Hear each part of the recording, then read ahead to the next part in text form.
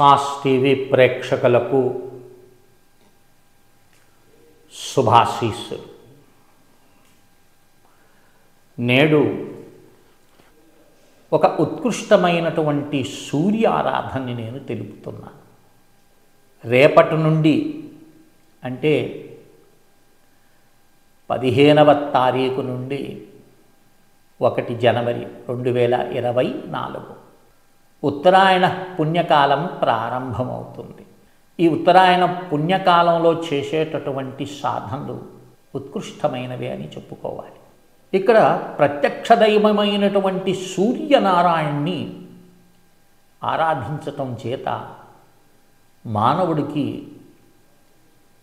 అనేకమైనటువంటి ఫలితాలు లభిస్తాయి. ఈ ఫలితాలు అనేటటువంటివి మహర్షులు చెప్పటంలో ఉద్దేశ్యం ఏమిటంటే, ఒక ఫలితం గురించి మనకు చెప్పినప్పుడు ఆ ఫలితం యొక్క ఆశతోనైనా పరమాత్మను స్తుతించి ఈ జన్మకు ఒక సార్థకత లభిస్తుందనే ఉద్దేశ్యంతో మహర్షులు మనకు తెలిపారు. ప్రత్యక్ష దైవమైనటువంటి సూర్యనారాయణుడు సూర్యో వై ఆత్మ అన్నారు.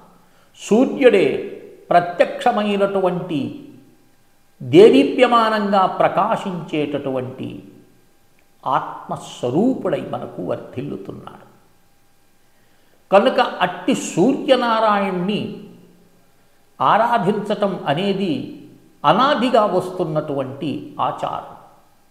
కనుక ఈనాడు నేను చెప్పబోయేటటువంటి అంశము చాలా ఉత్కృష్టమైనటువంటి అంశం. ఇది నేనేదో కల్పించి మీకు చెప్పటం లేదు.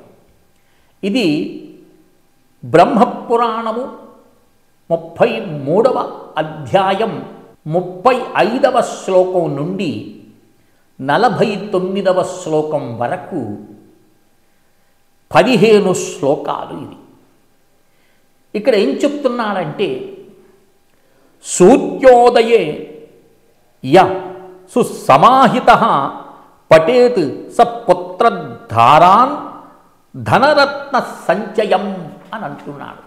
అంటే ఎవడు ఈ యొక్క 15 మంత్రాలతో సూర్యనారాయణుణ్ణి స్తుతిస్తున్నాడో వారికి యోగ్యమైనటువంటి భార్య అనుకూలవతి కానప్పుడు ఆ సంసారం నరకప్రాయంగా ఉంటుందన్నాడు. కనుక నిన్ను అర్థం చేసుకొని, పరిస్థితులను అర్థం చేసుకొని నడుచుకునేటటువంటి యోగ్యమైనటువంటి భార్య లభిస్తుంది. అలాగే సంస్కారవంతులైనటువంటి పుత్రులు లభిస్తారు.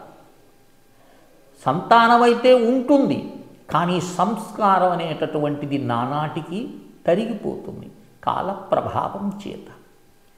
కనుక సంస్కారవంతులైనటువంటి కుమారులు కలుగుతారు.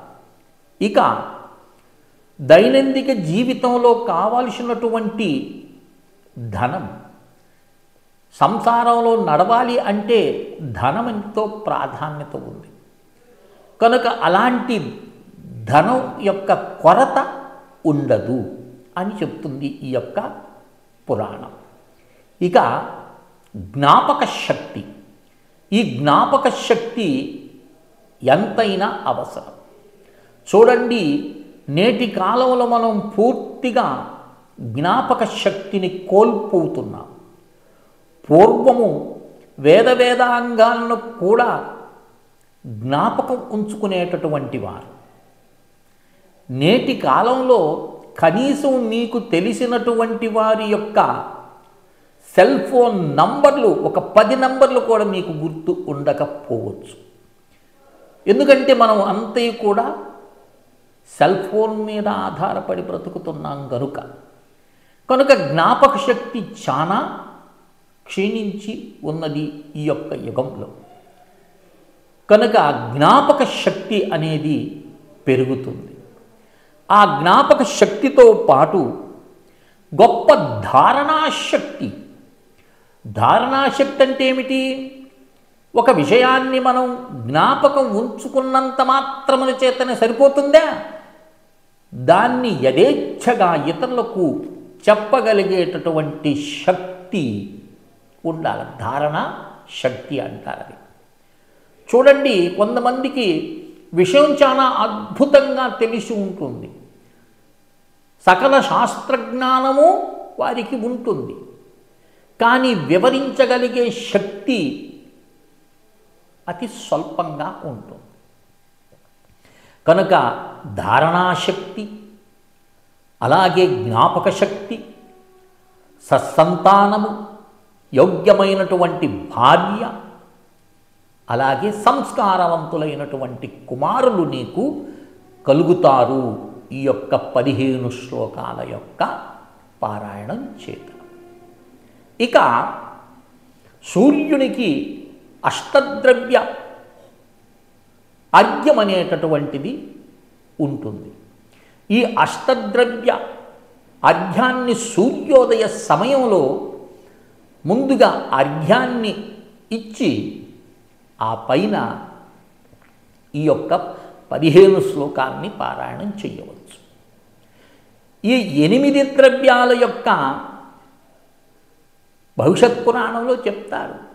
ఎవడు ఈ 8 ద్రవ్యాలతో సూర్యనారాయణుడికి ఇచ్చేటటువంటి అర్ఘ్యం చేత సూర్యలోకం ప్రాప్తిస్తుంది అని అంటారు.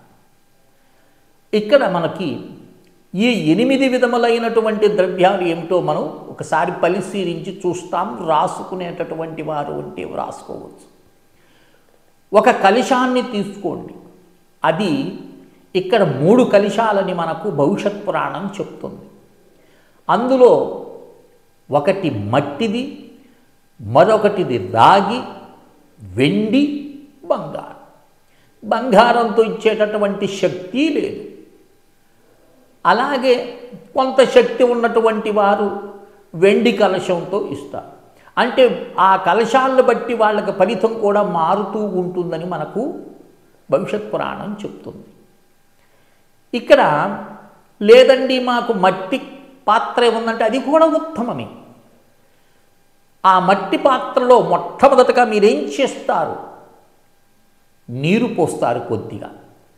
నీరుతో పాటు పాలు, పెరుగు, తేనె, నెయ్యి, అలాగే ఎర్ర చందనం పౌడరు, ఎర్ర చందనం, ఎర్ర పుష్పము, కుశాగ్రములు అని ఉంటాయి.